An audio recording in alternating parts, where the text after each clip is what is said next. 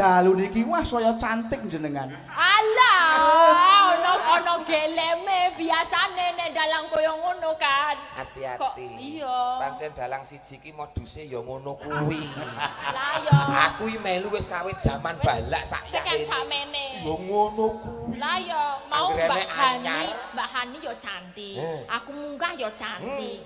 Iki kabeh yo nekne cantik to berarti. Anggerane anyar ngono terus. Anyar. Wah, cantike. Engko teko omah kowe engko di WA. Di WA piye? Ingin ngono kuwi. Kayak seingin itu. Ingin mengajak pentas kembali. Oh, Nah. lah ya durung Lho, Pak. rampung lecet ki carane selak ngantuk ta ya. Rengkun, kowe ke ngawur ning kok pas. Lho piye to? Kula karo Sesuai. jenengan, kula karo jenengan lak wis duwe prasetya to, Pak.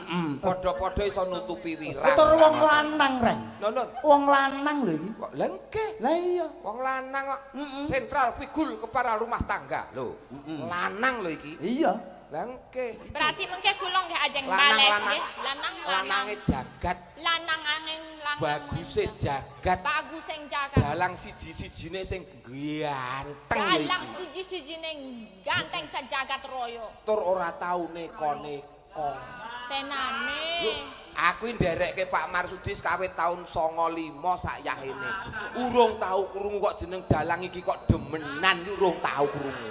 Saestu. Belas. Berarti jejek ora belok-belok jejek. Jejeg ora jejeg. Jejeg. Ya, jejek. Nek jejeg iki gareng Purwodadi kae jejeg. Jaja itu jaja. Jejeg. Oh lah ya Iya toh, apik. Pak ya Pak ya. Kudu koyo ngono. Ora tau neko-neko. Ora Ora tau neko-neko. neko-neko. Beneran. Nggih. Bener. Tapi ibu kok ngono ibu. Prihatine gedhe. Gitu. Turune wae nek pinggir kali. Enek pinggir kali. Bere hatine ning pinggir kali. Oh, main ning pinggir kali. Oh, tak kira. Tepane kodhokno piye kok? Ayo. Dahare lho. Dahare napa? Ning pinggir kali. Selikur dino apa?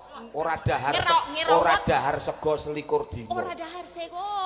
Iya, Apik berarti ya prihatin gentur tapane. Wingko suwe-suwe tepake ula lho, Bang. Ya ora wong sego apa selikur dino kok dipangani terus rasane piye ngono lho kok. Oh iya, wis Mula iki dadi tape ya. panutane kanca-kanca yoga-yoga, kanca pesinden. Ya. Lho ngeten iki. Ya Pak ya. Nggih, leres Kang Gareng. Lah nggih, salim sik.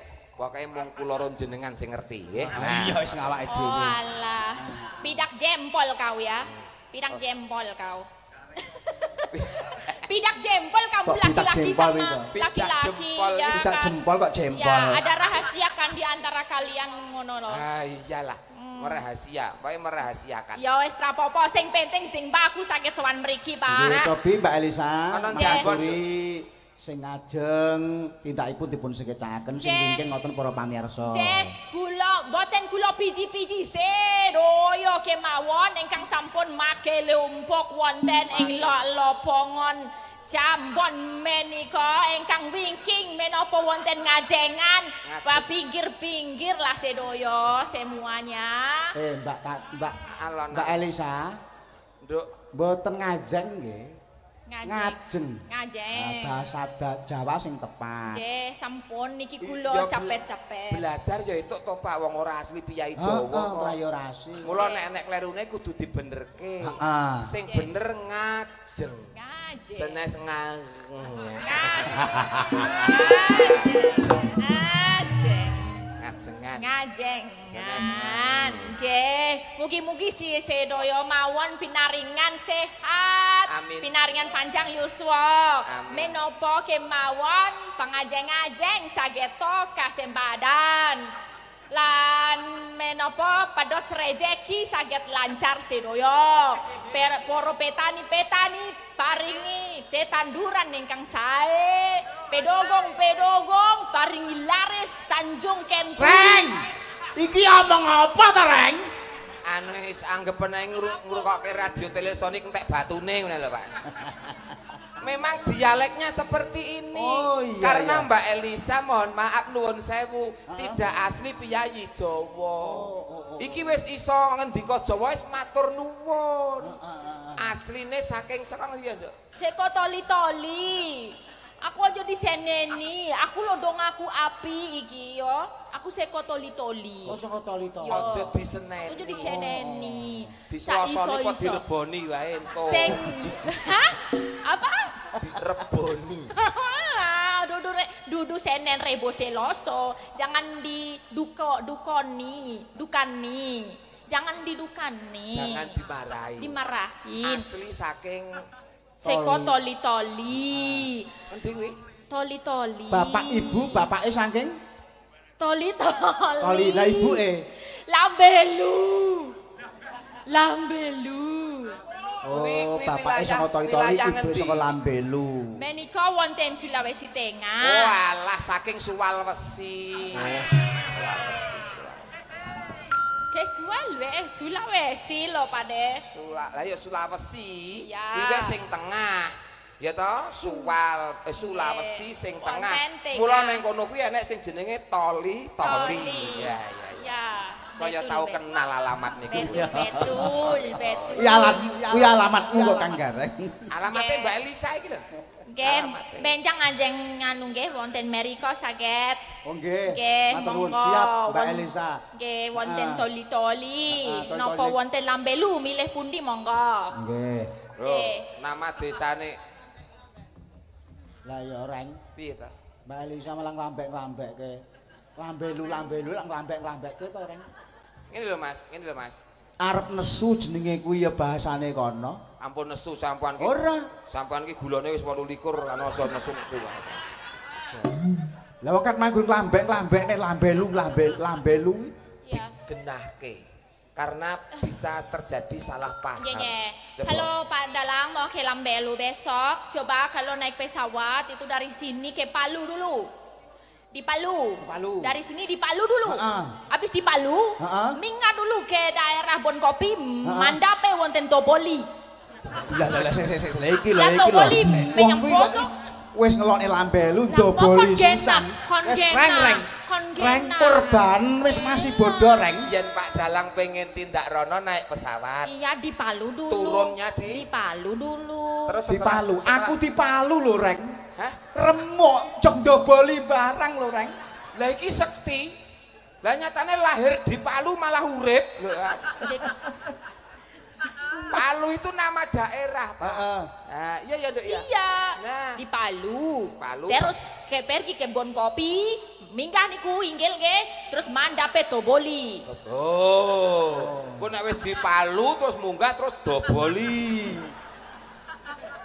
Kira Wah, sesuk tak jadono lah. Dolane kudu sing rada ado sepetek. Ben ro wong doboli wingi ya. Nah, ini Toboli niku poso lanjeng lan niku daerah Merwali Lembelu niku. belu doboli. Ayo sing tak eling-eling. Doboli. Kuwi gampang eling Kang Gareng gampang Ya, eling. pokoknya di ngapunten ya kalau banyak ketal-ketul atur Bu Munarsi yang sudah mengundang menimbali kula sempanuwun menawi kathah ketal-ketul atur kula nyuwun pangapunten. Rai. Pokoknya dianggap kowe kabeh mudeng ngono wis ngene. Mudeng mboten mudeng. Ya mudeng. Oh, Mudeng ya kono, mudeng ya kono ya Reng. Ini apresiasi yang Ah ya hebat. pancen ya bahasa Jawa isih belajar kok Reng ya. Seorang Mbak Elisa sing saka Sulawesi ngegulang basa Jawa, ngilmu Jawa, dia pesinden ya dalang. Wah, jan luar biasa Moko ya, Kang asli Gareng. wong mriko. Lah nggih ngoten to, Pak? Ya pancen. Iki apresiasi yang hebat untuk Mbak Elisa. Tepuk tangan. Sembah nyuwun sedaya. Biasa. Nggih.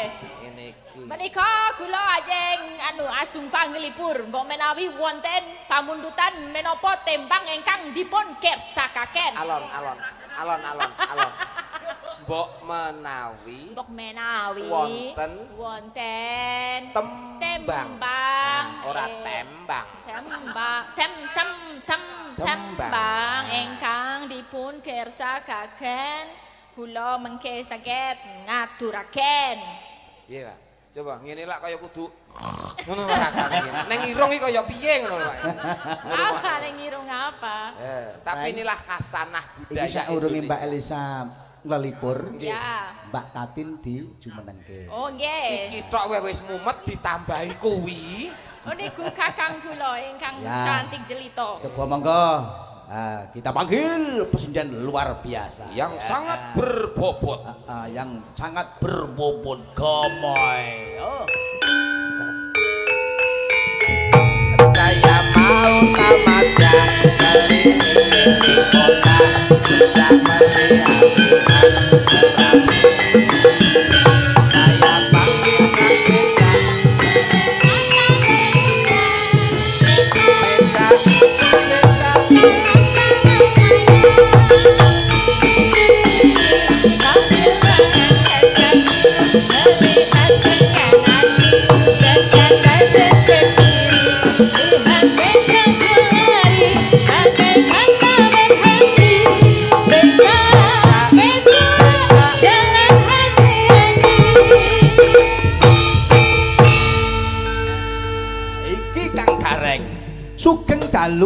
wong ayu, Mbak Tatin.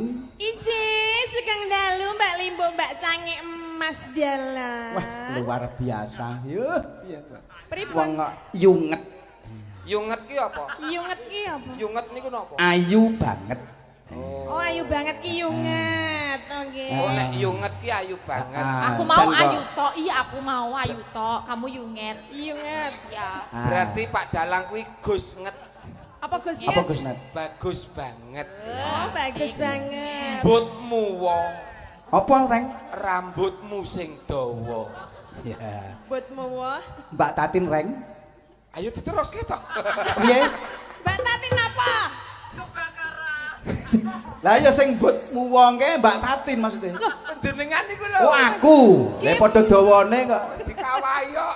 Jenengan nggih, Bu, buatmu wah, nggih rambutnya dawa panjenengan nggih rek maneh nggih panjang. Lah iya kan padha dawane to. Nggih, nek Rambutmu dawa to, Tin? Nek apa? Rambutmu dawa to? Nggih, enten sing dawa, enten sing cendak, Pak. Loh. Yes.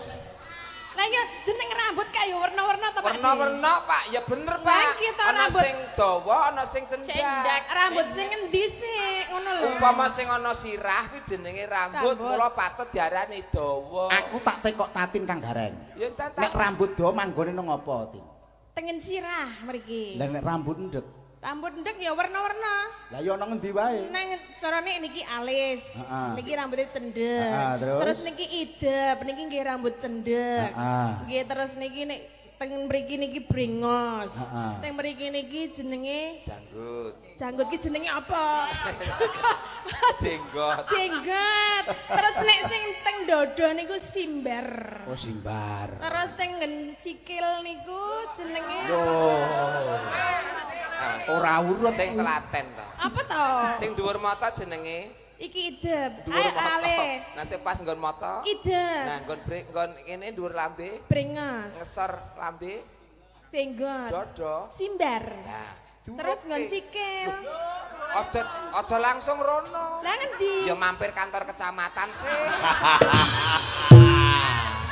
Kantore kecamatan tutup. Dadi aku ora mampir rono. Oh, tutup to? Tutup. Mula peteng tutupan kok. Terang Mbak Tatin kuwi letening kok. Napa?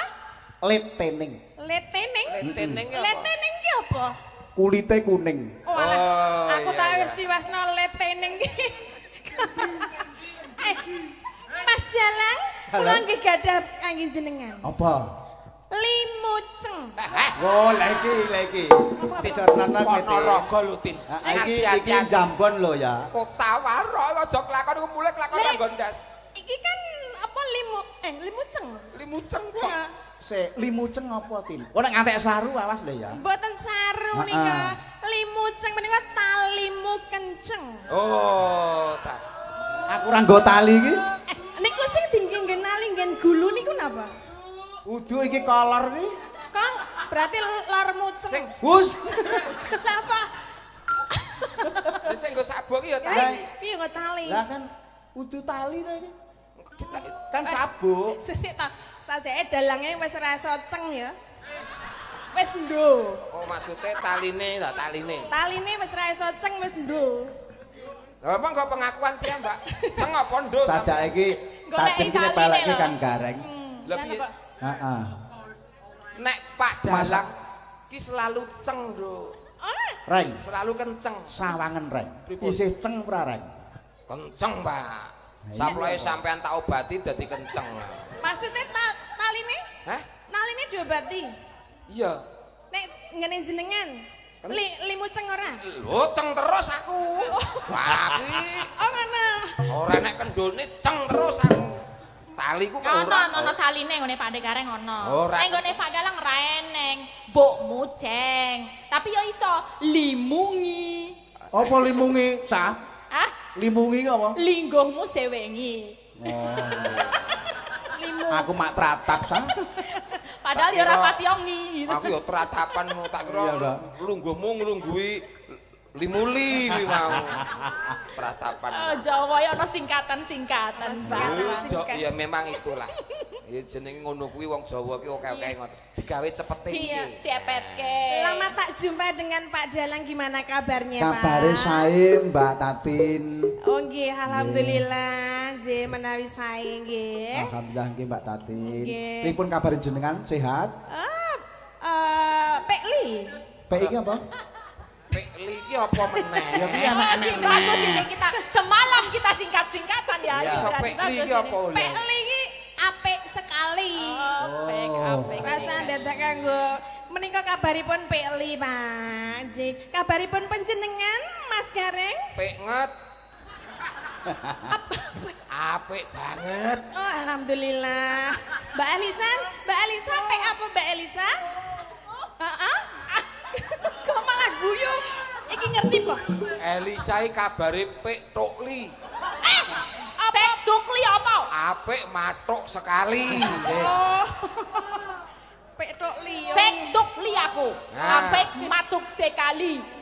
Iya. Ah nek iki Sing endi? iki Heeh. pek mude.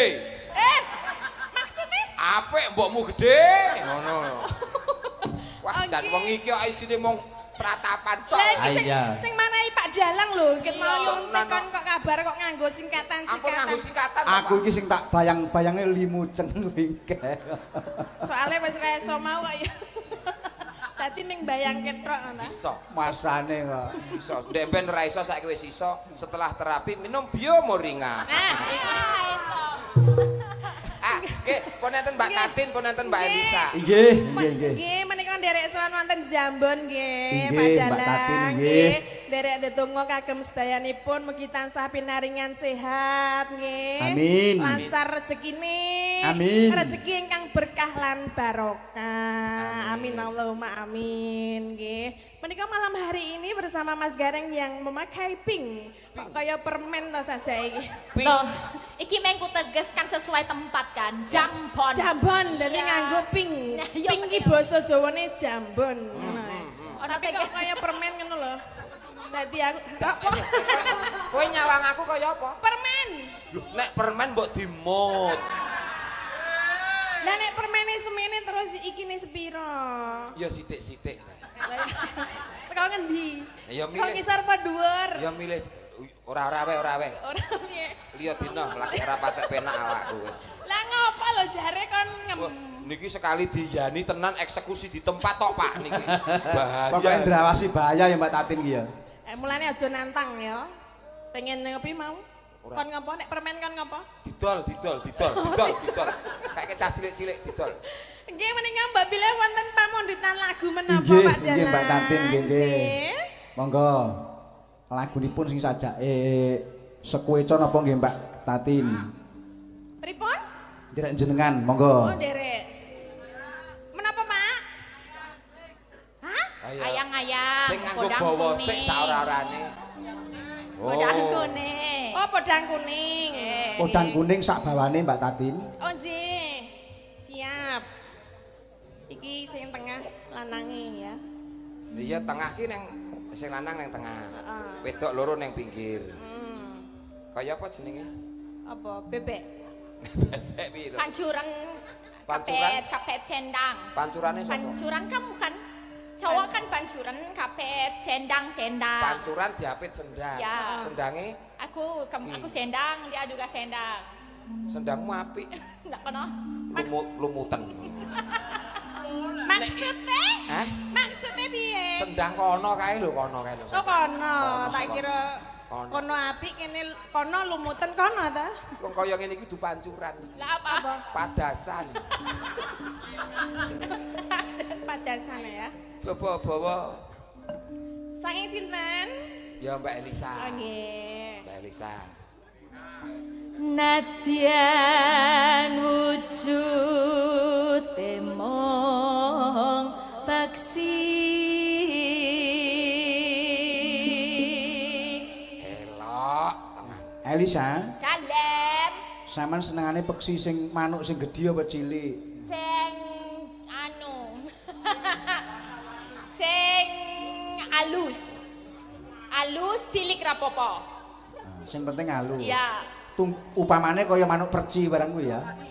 Preci kekeciliken. Kecilikan. Iya. Rada gede sithik. Sing rada gede saka preci apa? Enek. Jenenge manuk ancel galeng. Kuwi manuk apa, Pakde? Neng sawah. Ya. Kuwi neng galengan.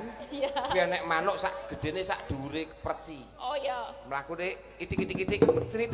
Itik-itik-itik crit. Itik-itik-itik crit. Itik-itik-itik belok. Bisa belok. Seneng aku sing. Lah kok belok nyapa, Reng? Lah kok belok ning ngarepe tatin nyapa? Timbang jegur kedung belok. Tak enteni lho padahal wis tekan ngono ceracrit-ceracrit bajantengan kene kok ora wani. Oh, sini ku jenenge manuk ya, Pak ya. Manuk Ancel galeng aku. Hobine mek Mbak Elisa manuk kuwi mau. Apa? Ancel galeng. Yen kowe apa tin manuk tin? Manuk Garuda no. Oh iya iya iya. Gede no. Gede ya ya. Besar apa gede kuwi? Gede. Gede. Kok glegeken.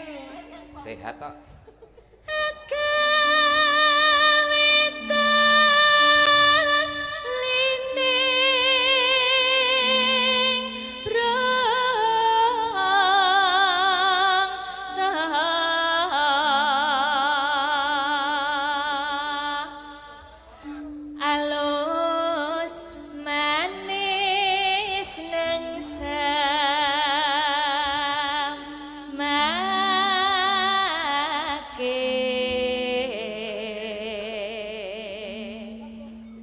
Oper Mbak Tatin.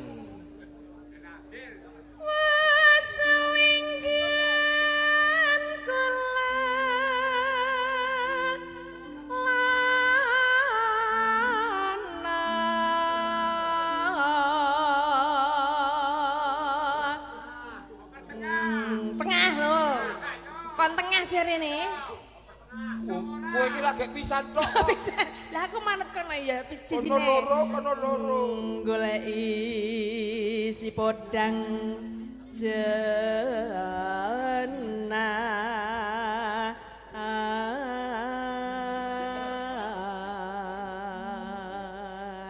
Pada aku kok mikir, tadi kan aku senengnya ancel galeng, podang kuning yang halus kecil. Golek kurungannya gampang. Neng ngono Mbak Tatin Garuda gitu golek kurungannya sepiro yo. Kita yang duwe ya Pak De. Kurungan. Ora tau dikurungi kok. Bebas wes. Sing penting wulune dirembyake ngono wis ora ketok kok. Mikir aku kan. Lah aku ya bingung kok. Nek golek kurungan Garuda Lah lho. iya to. Mula kan mangke bayang-bayang Mbak Elisa iki terus Tatri kene maneh Garuda kurungane sepiro? Angel lo ngingune piye? Ya kan dibiarkan begitu saja. Oh liar. Iya, liar saja. Nek goleki kurungane Pak De Gareng sing duwe iki biasane. Ora duwe. Ora duwe to? Nggon kuwi ora tau tak kurungi ben brondol mbok ben. Kon duwe manuk.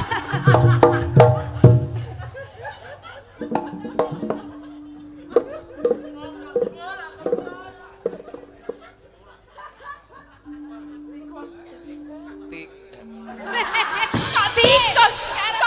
Jangan terpengaruh lah Pak De, malah tikus. Jan, awak anggere ketemu kanca-kanca niki tenan Pak. Ora is jan kaya ketemu rombongan tawon ndas tenan kok. Kok tawon das. Selekit tenan kok.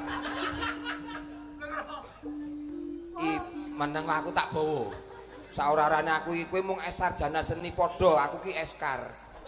Sekarang apa? Sarjana karawitan. Karawitan ya. Sarjana karaoke. Iba bunga ing atiku.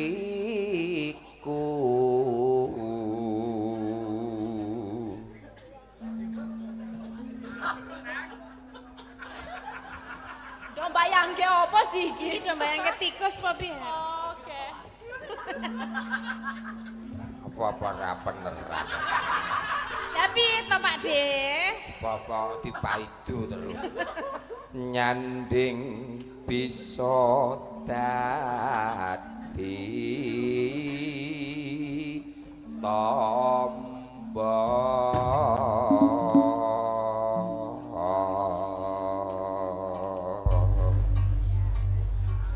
Podang kuning bawane pun, Pak. Nggih, Nggih, sampun monggo bawanipun. langgamipun Kang Gareng. Nggih. Is iso awan ning